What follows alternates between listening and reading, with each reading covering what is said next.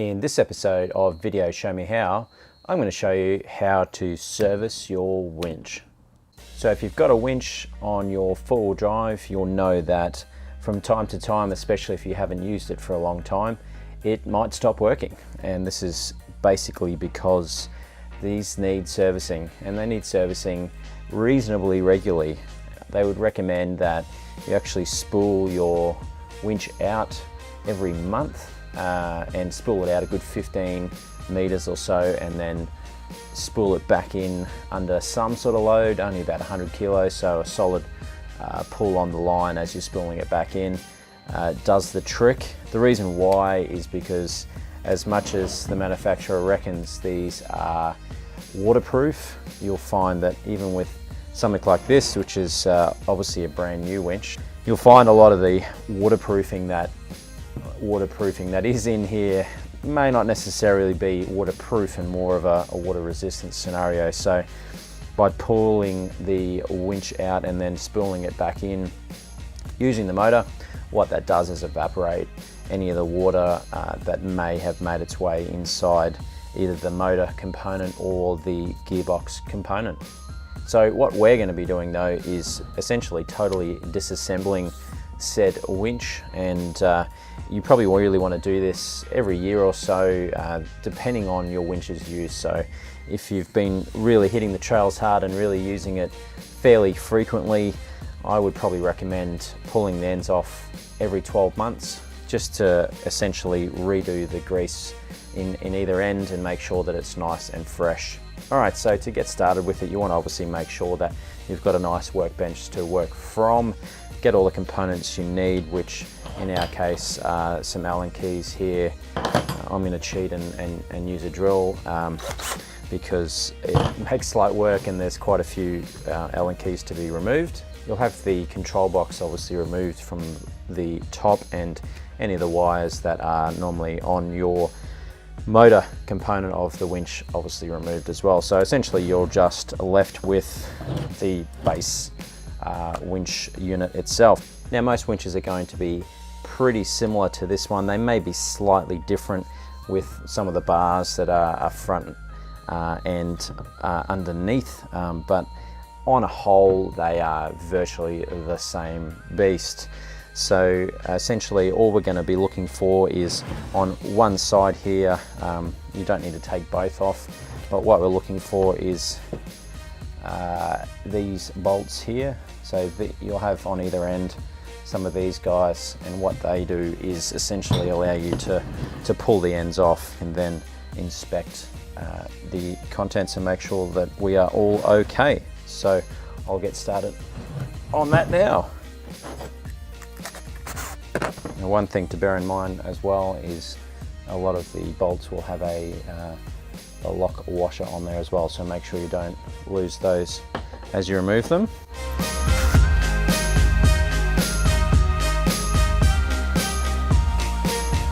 Now we can see there that that's actually almost broken apart straight away. You want to keep a close eye when you pull. So this is the gearbox with your clutch engagement. That's the gearbox component. Give yourself plenty of room, and when you do remove this, make sure that you pull out nice and straight until you're completely separated from the drive shaft here. You can see in here that we actually have a couple of seals, which is good to see. You may have hopefully at least one of these.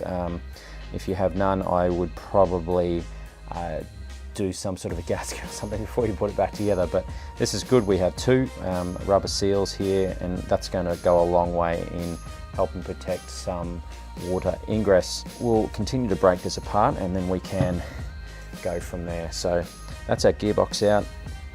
Just so you know what it looks like on this side, we can see that we have our drive shaft component here, and this essentially goes through to connect our winch gearbox to the motor on this side, and beyond that we essentially have our drive teeth that mesh with this guy here when it's all connected. So once that part's done, essentially we want to remove, just be careful with that drive shaft, this drum here. Now this drum is what is connected to our gearbox, and you should be able to remove that in one piece. So let's give that a go without taking off these other pieces. It should just slide. All right, there we go. Now, if yours is quite sticky, obviously this is brand new, right? So you might find that if yours has seen better days and you're doing a full service here where it is quite dirty, you might want to, this is all steel here, and check yours as well, but you'll find it probably is. Get a small hammer, a dead blow hammer or something like that, and give it a gentle tap. We'll generally pull that away. If it doesn't pull it away, maybe it's full of rust, and that's a whole different story. All right, so let's start going and deconstructing this. So you'll see that on the front here, there are a whole bunch of little Allen keys all the way around, and this is what holds this part of the housing to the gearbox itself. So we need to undo each of these guys here. They're probably a 4, maybe even a 3mm. It's one of these guys. So let's get cracking with those. Now you'll notice with these guys as well that they do have little lock washers on them as well. So just be cautious when you're taking them out.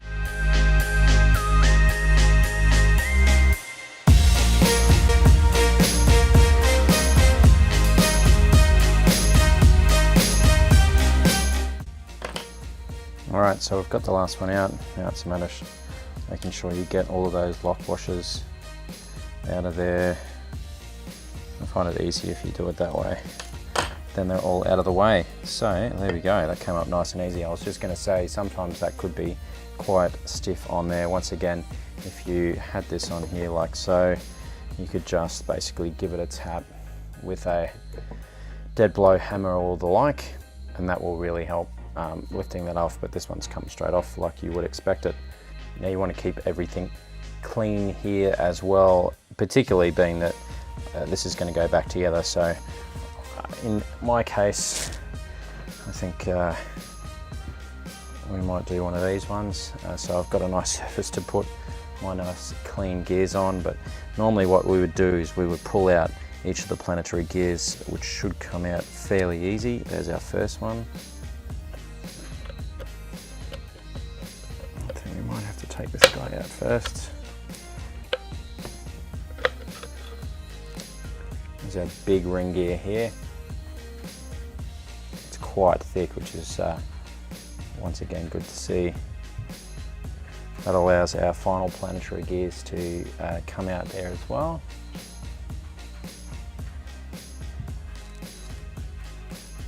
And lucky last is the very bottom gears that are there as well. So essentially we can see now our 3-stage planetary gear set. And this is what normally, if you had an old winch or one that really needed a service, you need to get some sort of a bucket. One of those clear plastic tubs is ideal. Essentially you want to put all of your gears in said tub, fill it full of degreaser and some of the spray degreaser, even methylated spirits. Leave it soak overnight so that it really gets all of the old grease off. So that way you're good to go to pack it with some new stuff. Alright, so at this stage you would have your housing nice and clean, your main ring gear nice and clean, and the 3-stage planetary gear set all nice and clean like it's come out of the factory. Get some wet and dry sandpaper and clean off any rust that may have formed on your ring gears or anything like that. Give it a good clean down as required.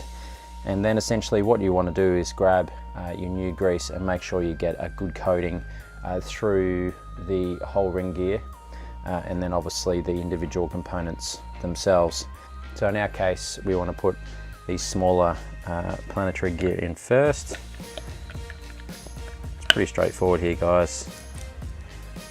Give that a bit of a turn, get that grease nice and matched in the housing itself and ready to rock. That looks pretty good. So next up, our secondary gear set there, which should just slot in straight over the top.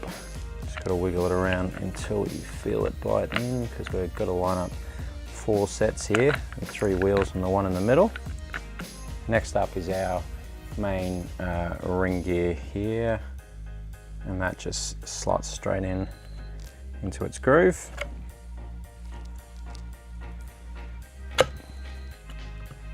Nice and straight, as you can see.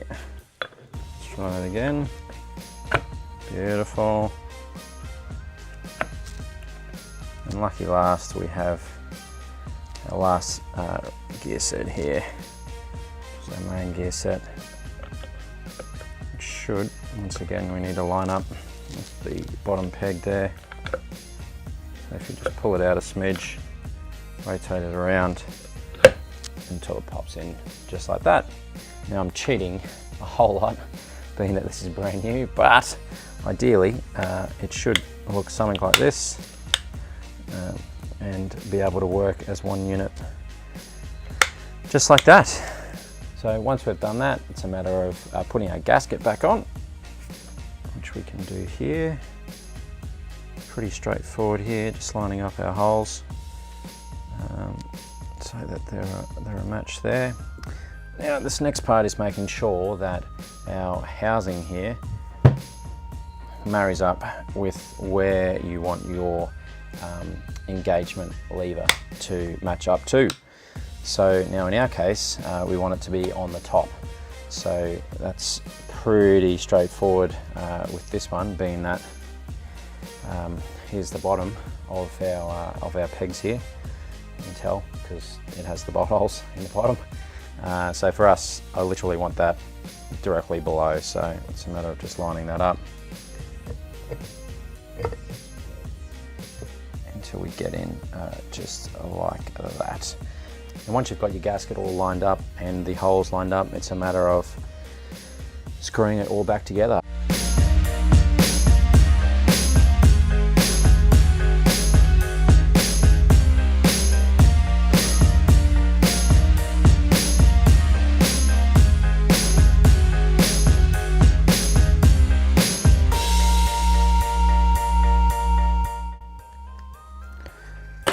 Awesome. So one gearbox ready to go. Simple as that. So if we put him to the side, next step is getting stuck in to the motor itself. So for this guy here, you can see that we have some separate little Allen bolts across here and here and here. So it's probably easier to take off these so that you've got full access.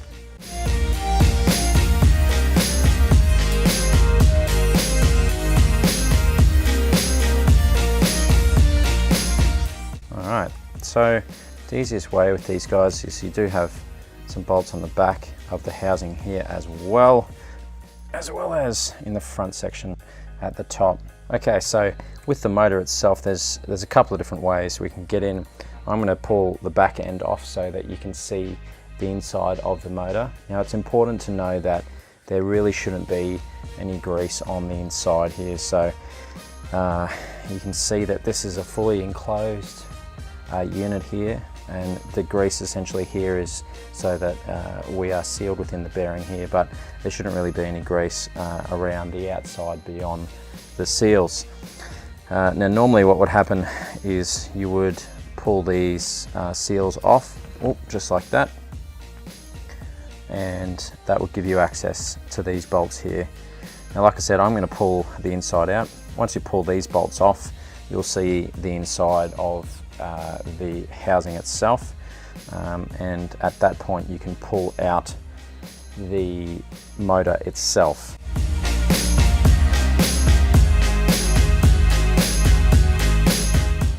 Alright, so once this should be loose again, you may need to tap this with a bit of a hammer, but once again, being a newer winch here, this should slide straight off. As you can see, it's pulling out bushing assembly with it here, and this with the bearing on the end. Now I've got to be careful not to get too much grease on here, but essentially this is the motor that runs your winch. Quite an impressive looking thing, as you can see. they're quite a simple unit. Oh, this looks promising. You beauty. So these are a 4mm.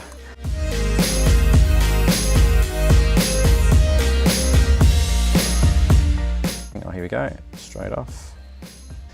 So here's the inside on the other end, and you can see here that here's all our actual bushes, and they effectively are sprung load, you can see here, and they push against this guy here. So that's what energizes this particular motor. The current will come through our terminals here, energize these individually, almost like a little engine really, with your pistons. They'll energize these to the point where this will spin with a high amount of torque. So that's all there really is to do with that. As far as rebuilding that, there's actually not a lot you can rebuild in there, other than if you're starting to see some corrosion on our plates here, around the lids here or anything like that. You might want to use some electrical contact cleaner if it's looking particularly dirty or salty, for example, in there. Beyond that, it's just a matter of trying to keep this as clean and as watertight as possible. All right, so putting this guy back together, what you're going to need to do is sit this guy over here. This bearing needs to go out the top here, and that's what the top of your housing sits on. So these bushings need to slot down over the top, and then this is where it's probably handy having a buddy or something handy, which I don't at this point, so this will be interesting. But essentially you want to push this. You want to push this over the top, and then these bushings need to sit on the outside, something like that. And you want to just locate without destroying your fingers, just like that, because you want the bearing separate, and these guys here need to sit in this copper contact patch around the outside there. Now once you've got that in there, it's a matter of making sure that we are up the correct way. Once you have that in, it's a matter of popping our base plate back in. Make sure you don't forget this guy.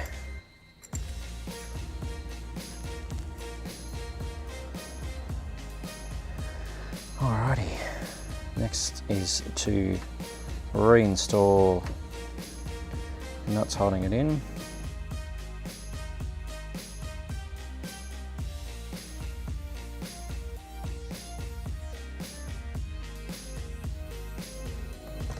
Snug these guys down. As you can see, it basically clamps that down, so that spring washer on the inside of your bearing comes down nice and tight. Turn this guy around and start buttoning him up. So there's our patch as well, so essentially we want to make sure that we are lining up for the hole, as you can see there, so that we're lined up and we can do up our bolts. Make sure if you've got the rubber washers that you can use those in the right spot. So make sure they're the first to drop in under the washer.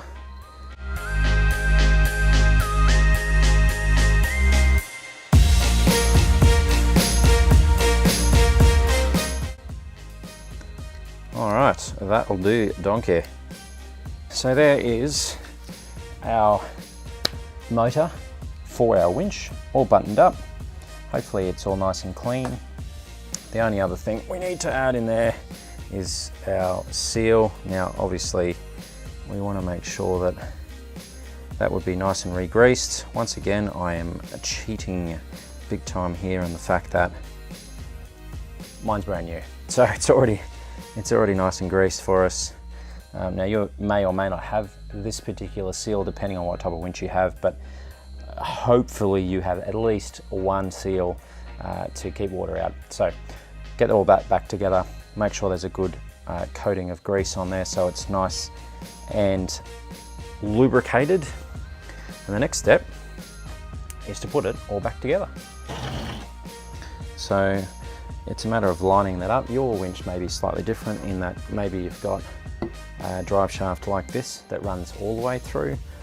With this one, it's quite nice and easy actually because of this little tab. So the easiest way here is probably going to be able to try and line up a right angle there with a right angle here. But let's see how we go. That is not on.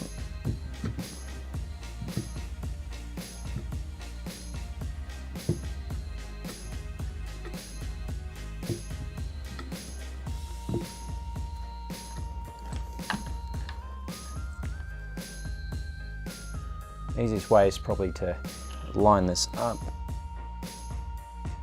Oh, beautiful, look at that. I'm not going to even pretend that that was the first take. So once you're on there, sit him down. We can button it up in a minute, because remembering we have these guys that go across, but we want to get in our winch housing. We just lean this guy down. Really important that we don't damage the drive shaft itself, so just make sure that when you are putting it back in, you are careful, and you'll find right in the very bottom here there's the same hexagonal pattern. Hexagonal? 1, 2, 3, 4, 6, whatever 6 is. The six star pattern is the same, so it may take a little bit of jiggling, but hopefully you have it pretty well lined up. Just something like that, and boom, we're back in action. That's pretty much it. Now what's holding this thing together is our plates. So we need 2 at the top. These guys, obviously the one on the bottom. Your winch may be slightly different, but once again, it's all pretty much the same.